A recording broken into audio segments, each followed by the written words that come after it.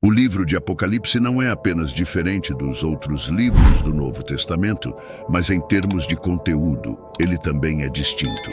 O Apocalipse nunca foi planejado para ser escrito por João. Ele nunca sequer considerou isso. Ele veio como uma revelação completamente inesperada, tanto verbal quanto visualmente. A ele foi repetidamente ordenado que escrevesse tudo o que ouviu e viu à medida que ouvia e via essa incrível série de vozes e visões. O comando repetido implica que ele ficou tão envolvido no que estava acontecendo a ponto de ocasionalmente esquecer de registrá-lo. Foi escrito às pressas em condições perturbadoras. Imagine assistir a um filme enquanto lhe dizem para anotar tudo. Tudo isso sugere que João não escreveu o livro de Apocalipse. Ele era simplesmente o amanuense que o transmitiu.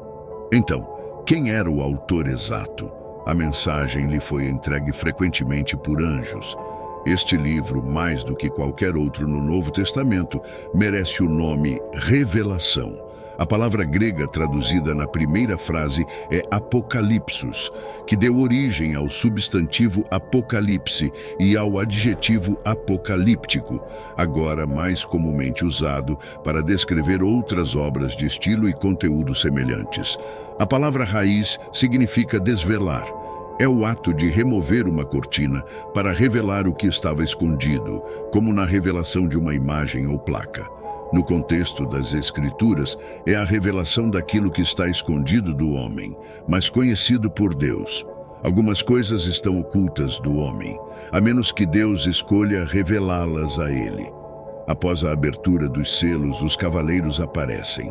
O Apocalipse fala sobre vários termos, como selos. Os selos representam desastres, com a busca por alguém no céu e na terra, alguém digno de quebrar os selos e abrir o rolo. O significado do rolo se torna claro à luz dos eventos. O programa que trará a era da história terrena em que vivemos deve estar escrito nele. Em seguida, vejo na mão direita daquele que estava sentado no trono um rolo com escrita de ambos os lados e selado com 7 selos, e vi um anjo forte proclamando em alta voz: "Quem é digno de abrir os selos e desvendar o rolo?" Mas ninguém no céu, na terra ou debaixo da terra podia abrir o rolo ou mesmo olhar dentro dele.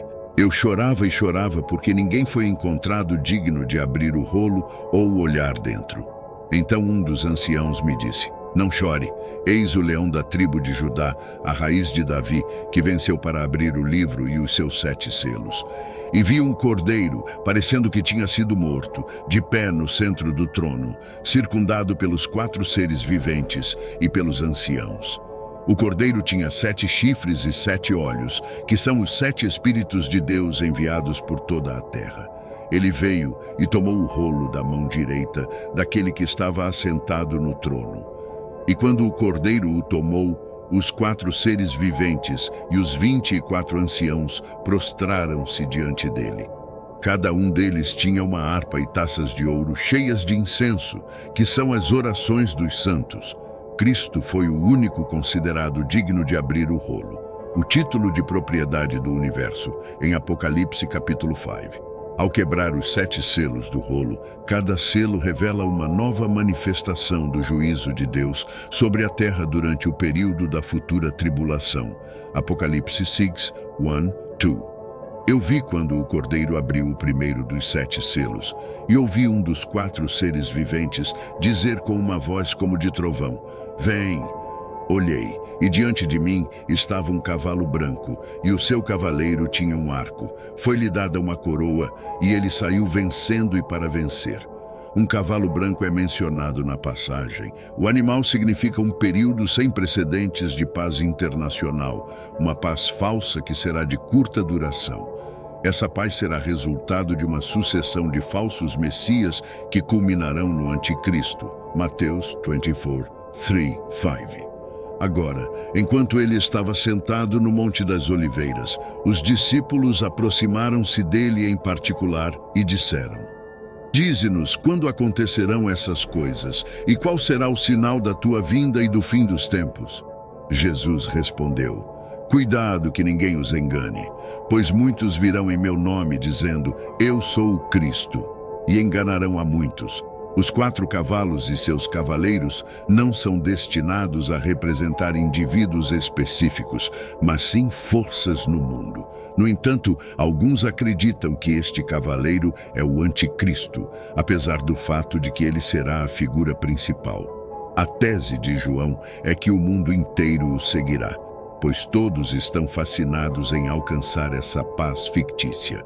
O verso também menciona um arco, no entanto, a ausência de flechas sugere que esse triunfo foi alcançado sem derramamento de sangue, mas por meio de pacto e acordo, em vez de guerra.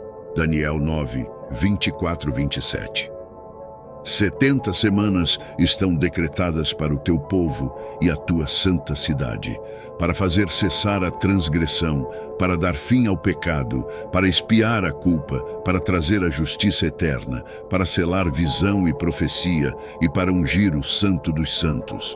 Saibam e entendam, desde a saída da ordem para restaurar e reconstruir Jerusalém até o ungido, o líder, haverá 7 semanas e 62 semanas.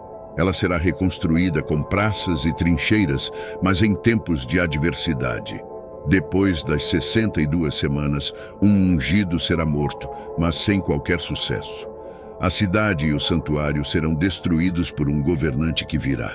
O fim chegará como uma inundação, e até o fim haverá guerra. Desolações estão determinadas. Ele fará um acordo com muitos por 1 semana, mas na metade da semana ele interromperá o sacrifício e a oferta.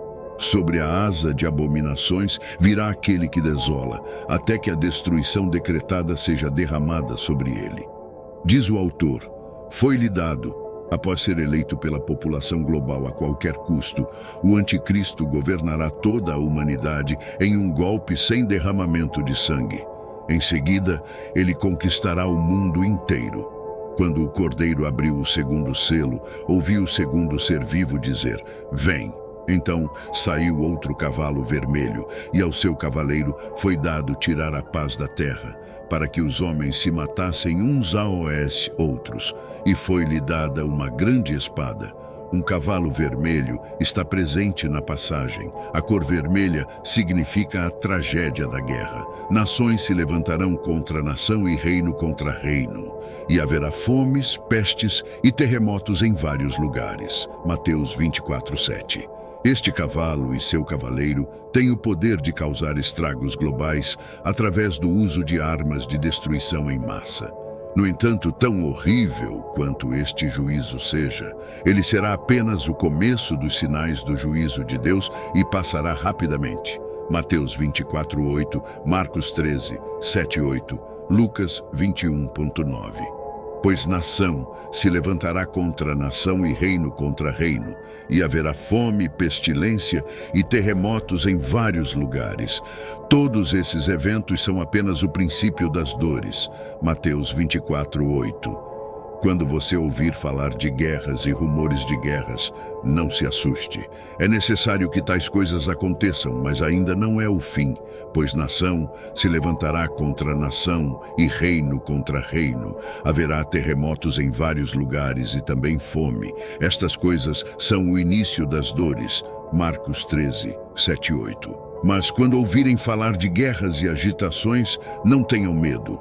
É necessário que essas coisas aconteçam primeiro, mas o fim não virá imediatamente. Lucas 17:9. O versículo 4 fala de pessoas matando umas às outras e de uma espada. Pessoas matando umas às outras significa que a prática de assassinatos indiscriminados se tornará comum. Em relação à espada, assassinos frequentemente usavam uma arma mais curta e manobrável do que os soldados levavam para a batalha. Assassinatos, revoltas, massacres e matanças em larga escala são representados. Daniel 8:24. Ele se tornará muito forte, mas não por seu próprio poder. Ele trará destruição terrível e terá sucesso em tudo o que fizer. Destruirá os poderosos e o povo santo. Daniel 8:24. Quando o cordeiro abriu o terceiro selo, ouvi o terceiro ser vivo dizer: Vem! Olhei, e diante de mim estava um cavalo preto. Seu cavaleiro tinha uma balança na mão. Um cavalo preto simboliza a fome. Servos governam sobre nós e não há quem nos livre de suas mãos. Com perigo de nossas vidas, conseguimos nosso pão por causa da espada do deserto. Nossa pele está queimando como um forno, febre de fome. Lamentações 5:8-10. O conflito mundial devastará o suprimento de alimentos, resultando em fome generalizada em todo o mundo. O versículo também menciona uma balança, um instrumento de medição usual que consiste em duas pequenas bandejas suspensas de cada lado de uma haste de equilíbrio. Isso mostra que a falta de alimentos resultará em racionamento e longas filas no balcão de alimentos. Ouvi então uma voz no meio dos 4 seres viventes dizer: uma medida de trigo por 1 denário e 3 medidas de cevada por 1 denário, mas não danifiques o azeite e o vinho. Apocalipse 6:6. Uma medida de trigo é a quantidade aproximada necessária para fornecer comida e água a uma pessoa por um dia. 1 denário é equivalente ao salário típico de um dia. Um dia de trabalho é suficiente para fornecer refeições adequadas para apenas uma pessoa. 3 medidas de cevada, se possível. Este grão, que geralmente era dado a animais, era de baixo valor nutricional e significativamente mais barato do que o trigo. Um dia de trabalho é apenas o suficiente para atender às necessidades de uma família modesta diariamente. O azeite e o vinho, embora seja possível que o ponto seja que esses alimentos não serão afetados pela fome, uma interpretação mais direta é que os produtos básicos, o azeite usado na preparação de pão e o vinho considerado necessário para cozinhar e purificar água, de repente se tornarão luxos que devem ser protegidos a todo custo. Quando o cordeiro abriu o 4º selo, ouvi a voz do 4º ser vivo dizer: Vem! Olhei, e diante de mim estava um cavalo pálido. Seu cavaleiro se chamava Morte, e o Hades o estava seguindo bem de perto. Foram-lhes dados poder sobre a 4ª parte da terra, para matar pela espada, pela fome, pela peste e pelas feras da terra. Pálido é o termo grego do qual a palavra em inglês chlorophyll é derivada, e refere-se à palidez esverdeada típica do processo de decomposição de um corpo. Esse cavaleiro mata 25% dos habitantes da terra, o que é um número significativo. Lucas 16:23, Apocalipse 20:13, Apocalipse 1:18. E no Hades, estando em tormentos, levantou os olhos e viu ao longe Abraão e Lázaro no seu seio. Lucas 16:23. O mar entregou os mortos que nele havia, e a morte e o Hades entregaram os mortos que neles havia. E foram julgados, cada um de acordo com o que tinha feito. Apocalipse 20:13. Eu sou aquele que vive. Fui morto, mas eis que estou vivo para todo o sempre, e tenho as chaves da morte e do Hades. Apocalipse 1:18. Esses 4 meios de julgamento remontam às maldições do pacto em Levítico 24:18-28. Os primeiros 4 selos são destinados principalmente a serem juízos contra os ímpios e descrentes em todas as nações, mas também servem como advertências implícitas para os membros das respectivas comunidades da Igreja a se arrependerem do pecado e permanecerem fiéis a Cristo. Embora as pessoas piedosas discordem sobre como interpretar os números e símbolos de João, a maioria dos cristãos concorda que o fim dos tempos será marcado pelo aumento do mal, pelo surgimento de um governo mundial e de um governante mundial, e pelo derramamento da ira de Deus sobre um mundo rebelde e moralmente corrupto. Jesus Cristo não retornará para estabelecer o seu reino na terra, até que a ira de Deus tenha sido completamente derramada. Apocalipse capítulos 6-22. Um período que Jesus chamou de grande tribulação. Mateus 24:21. João descreve em detalhes os juízos que cairão sobre a terra. Quando o Cordeiro, que é Jesus, abre os 7 selos do rolo que está na mão de Deus, diferentes juízos caem sobre a terra.